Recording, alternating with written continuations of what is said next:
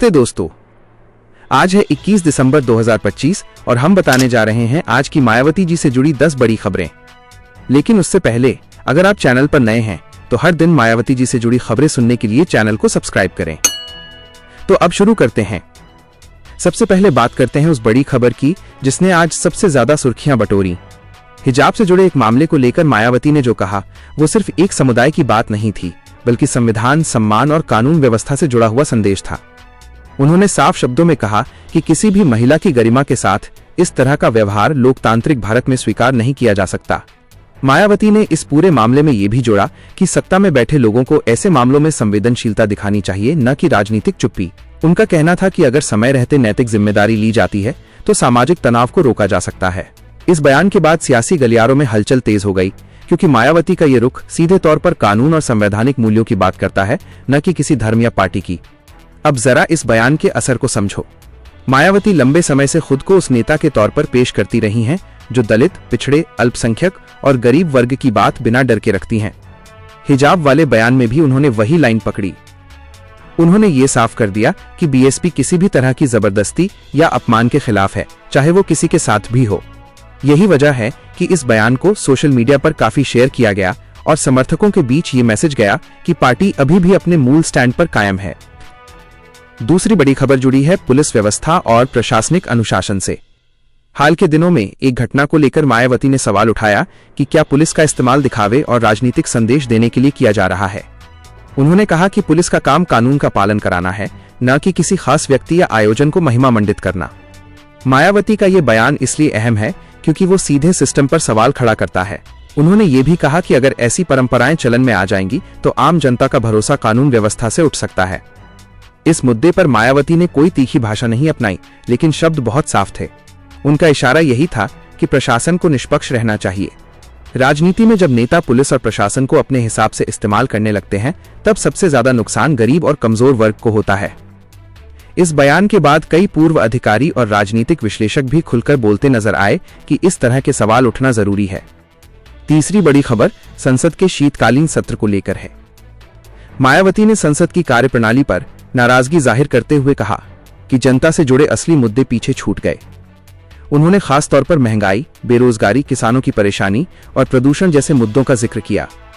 उनका कहना था कि संसद में हंगामा और आरोप प्रत्यारोप के बीच आम आदमी की आवाज दब जाती है। ये बयान ऐसे समय में आया है जब खुद जनता ये सवाल पूछ रही है कि संसद आखिर किसके लिए चल रही है। मायावती ने यह भी जोड़ा कि अगर संसद का समय सही मुद्दों पर खर्च होता तो देश को दिशा मिलती। उनके इस बयान को सिर्फ सरकार विरोधी बयान नहीं माना गया, बल्कि एक अनुभवी नेता की चिंता के तौर पर देखा गया। क्योंकि मायावती खुद कई बार सत्ता में रह चुकी हैं और संसद की कार्यप्रणाली को नजदीक से देख चुकी हैं। इसलिए जब वो कहती हैं कि संसद जनहित के मुद्दों से भटक रही है तो उसका वजन अपने आप बढ़ जाता है। चौथी खबर राष्ट्रीय सुरक्षा और विदेश नीति से जुड़ी है। मायावती ने पड़ोसी देश बांग्लादेश में हो रही घटनाओं पर चिंता जताई। उन्होंने कहा कि भारत विरोधी गतिविधियों में बढ़ोतरी चिंता का विषय है और इस पर केंद्र सरकार को गंभीर रणनीति बनानी चाहिए।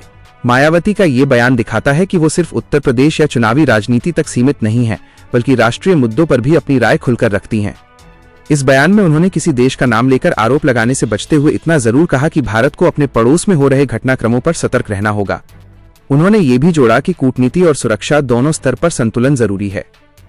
इस बयान के बाद राजनीतिक हलकों में चर्चा हुई कि मायावती धीरे धीरे खुद को एक राष्ट्रीय स्तर के नेता के रूप में फिर से स्थापित करने की कोशिश कर रही हैं।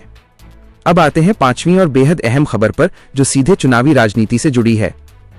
मायावती ने वोटर लिस्ट की विशेष गहन समीक्षा यानी एसआईआर को लेकर पार्टी कार्यकर्ताओं को स्पष्ट निर्देश दिए हैं। उन्होंने कहा कि गरीब, दलित, पिछड़े और अल्पसंख्यक मतदाताओं का नाम किसी भी हालत में वोटर लिस्ट से नहीं कटना चाहिए। उन्होंने कार्यकर्ताओं से कहा कि वे घर घर जाकर जागरूक करें और प्रशासन पर भी नजर रखें। इस निर्देश का मतलब बहुत बड़ा है, क्योंकि आने वाले समय में जैसे जैसे चुनाव नजदीक आएंगे वोटर लिस्ट का मुद्दा बेहद संवेदनशील होने वाला है। मायावती जानती हैं कि बीएसपी का पारंपरिक वोटर अगर सूची से बाहर हुआ तो पार्टी को नुकसान हो सकता है। इसलिए उन्होंने अभी से संगठन को अलर्ट कर दिया है।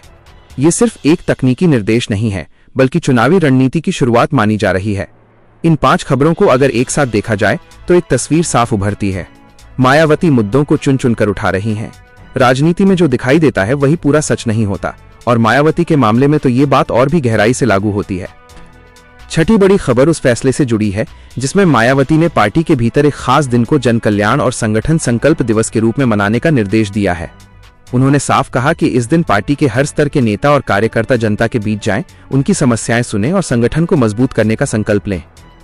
मायावती जानती हैं कि बीएसपी की असली ताकत हमेशा से जमीन पर रहा संगठन रहा है। जिला, मंडल और बूथ स्तर पर बैठकों का सिलसिला शुरू हो चुका है। पुराने कार्यकर्ताओं को फिर से सक्रिय किया जा रहा है और नए चेहरों को जिम्मेदारी देने की बात भी अंदर खाने चल रही है। 7वीं खबर बिहार से जुड़ी हुई है। मायावती ने बिहार के हालिया राजनीतिक घटनाक्रम और उपचुनावों को लेकर पार्टी नेताओं के साथ मंथन किया है। उन्होंने इस बात पर चिंता जताई कि कैसे क्षेत्रीय दलों के आपसी संघर्ष का फायदा अक्सर सत्ताधारी दल उठा लेते हैं। इस बैठक में उन्होंने साफ कहा कि बीएसपी को अपने स्टैंड पर मजबूती से खड़ा रहना होगा। राजनीतिक जानकार इस बैठक को सिर्फ बिहार से जोड़कर नहीं देख रहे, बल्कि इसे 2027 की बड़ी तैयारी का हिस्सा मान रहे हैं। 8वीं खबर पार्टी संगठन और बूथ स्तर की रणनीति से जुड़ी है। मायावती ने अपने नेताओं को साफ निर्देश दिया है कि सोशल मीडिया की चमक दमक से ज्यादा जरूरी है मतदाता से सीधा संपर्क। उन्होंने कहा कि हर बूथ पर मजबूत टीम बनानी होगी और ये सुनिश्चित करना होगा कि बीएसपी का पारंपरिक वोट बैंक बिखरे नहीं। इस निर्देश के बाद कई जिलों में बूथ कमेटियों की समीक्षा शुरू हो गई है। 9वीं खबर सोशल मीडिया और सार्वजनिक प्रतिक्रिया से जुड़ी है। हाल के दिनों में मायावती के सोशल मीडिया पोस्ट लगातार वायरल हो रहे हैं। चाहे वो हिजाब से जुड़ा मुद्दा हो या संसद की कार्यवाही पर टिप्पणी, हर पोस्ट पर चर्चा हो रही है। मायावती का कम बोलना और सोच समझकर बोलना उन्हें अलग खड़ा करता है। समर्थकों को इसमें उम्मीद दिख रही है और विरोधियों को चुनौती। 10वीं और आखिरी खबर मीडिया और राजनीतिक गलियारों में चल रही चर्चाओं से जुड़ी है। आज पूरे दिन टीवी डिबेट्स और राजनीतिक विश्लेषणों में मायावती का नाम बार बार सामने आया। सवाल यही उठाया गया कि क्या बीएसपी फिर से सक्रिय राजनीति में पूरी ताकत से उतरने जा रही है। मायावती धीरे धीरे माहौल बना रही हैं, मुद्दे उठा रही हैं, संगठन को टटोल रही हैं और जनता की नब्ज समझने की कोशिश कर रही हैं। राजनीति में इसे ही लॉन्ग गेम कहा जाता है। भाई अब जाते जाते बस इतना समझ लो कि ये जो आज की खबरें थीं, ये सिर्फ बयान या ट्वीट भर नहीं थीं, ये आने वाले वक्त की आहट थीं। मायावती आज उसी अंदाज में आगे बढ़ती दिख रही हैं, बिना जल्दबाजी, बिना शोर, लेकिन पूरी तैयारी के साथ। अब सवाल ये नहीं है कि मायावती क्या बोल रही हैं, सवाल ये है कि वो अगला कदम कब और कैसे उठाने वाली हैं। अगर आपको ऐसी ही गहराई से समझाने वाली राजनीतिक खबरें पसंद आती हैं तो वीडियो को लाइक जरूर करें, चैनल को सब्सक्राइब करें। आपकी राय हमारे लिए सबसे जरूरी है। कमेंट में बताइए कि क्या मायावती की ये रणनीति आने वाले चुनावों में बड़ा असर डालेगी।